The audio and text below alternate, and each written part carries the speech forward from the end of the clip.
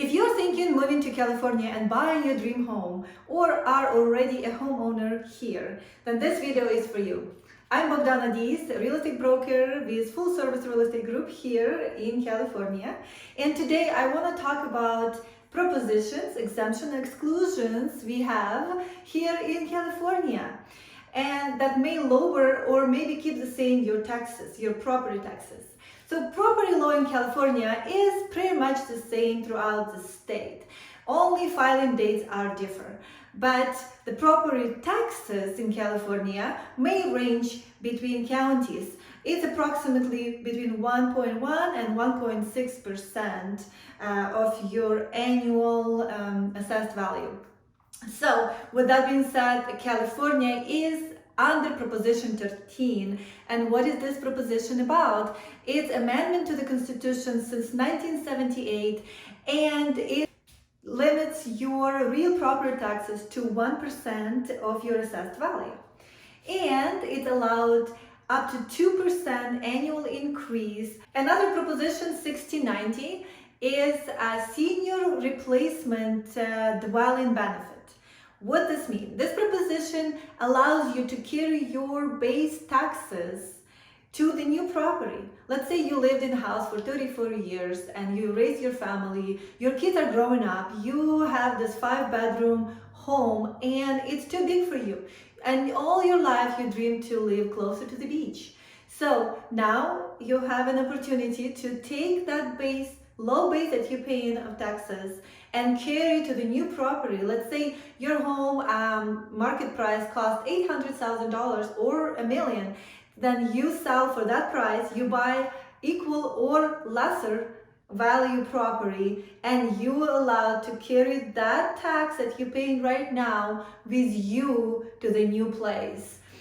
It's very great benefit, and it's only for, you need to qualify, you need to be 55 plus, and you need to buy equal or lower property, lower value property.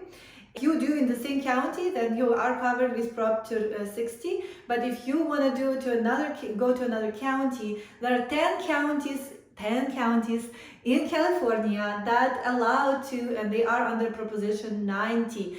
And those counties are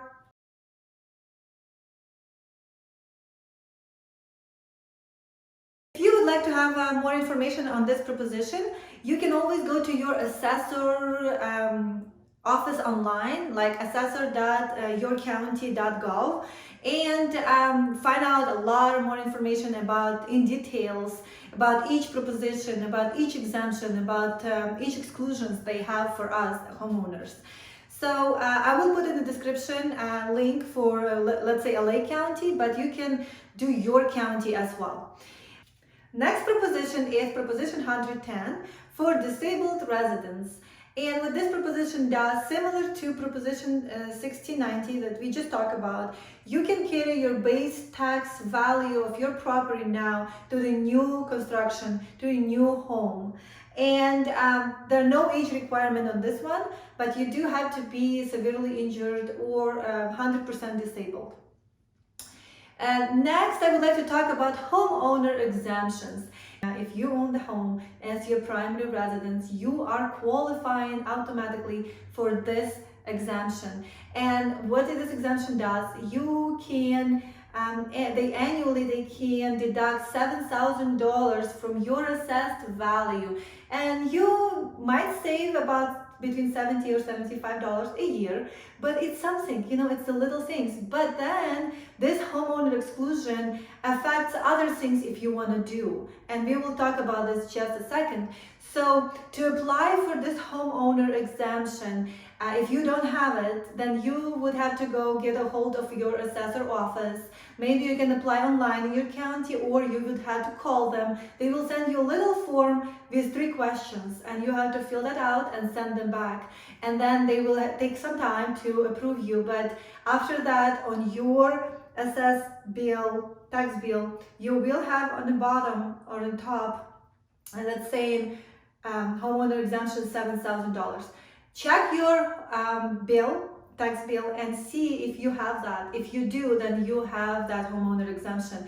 If you don't have on the bill that it says $7,000 on top, homeowner exemption, then you should apply, and it takes a second to apply. There are also disabled veteran exemption, and you have to be 100% disabled to get this exemption, and you can be exempt from 80 to 90% of your property taxes. Another proposition is Proposition 58, when transferring your base taxes from parent to child. And let's say both of you, either parent or a child, has to be a homeowners, and their homes have to qualify for homeowner exemption or disabled veteran exemption. So during this transferring, you might be able to save your taxes, what your parents used to have on your home. So another proposition is 119, and this proposition is from grandparent to grandchild, similar to parent and a child. For example, let's say you have a grandma and your both parents died, then your grandma can transfer her property to you, and you can save her tax base with that property and pay the same amount. Now I want to mention about reappraisal. Reappraisal occurs when there are change in ownership, when there are newly construction being completed on your property and decline in value. So many people don't realize that if one of the owners die, the ownership being changed. So even if property is in a trust, you do have 150 days to file for change in ownership. And that's when your property gonna be reappraised based on what kind of title you hold and what kind of trust you have, pretty much what title you hold and who you are. Maybe you can use your parent to child exclusion. Maybe you can use grandchild to grandparent or grandparent to grandchild exclusion propositions. So that's your chance to straighten it all out, because if you keep it as is and you decide to sell 10 years later, they will get back to you on that. They will reassess property since the owner died. And then you might be stuck with a lot of taxes at that point. And that's pretty much it. Oh, the other thing I want to mention, when you purchase the house, of course, ownership is changed, it's clear. And you will, as a new homeowner, you will receive supplemental tax bill. And that bill reflects reappraised value and prior tax value. And that bill is sent to homeowner directly, not the lender, but you. And as a homeowner, you are responsible to pay for that supplemental tax bill. For more information on that, check your assessor office. You actually can go online in some counties, like Los Angeles County. You can go online and there is supplemental bill subject. You click on that, you can put your APN number or address, and it's gonna tell you what kind of amount it come in, what supplemental bill you will receive, and how many you will receive. Because sometimes you can receive 2 supplemental bills, which is, don't be scared. It's because the tax rate is on fiscal year. So if you close on the first part of the year, you will receive 2 supplemental bills. If you close on the second part of the year, you will receive 1 supplemental bill. If you have any more questions, please comment below. If you enjoyed this video or found this helpful at least a little bit, please subscribe and click that bell button, so when my next video comes up, you can watch, and hopefully it's gonna be full of information for you as well. And yeah, I hope you enjoyed it and took something and learned something new today.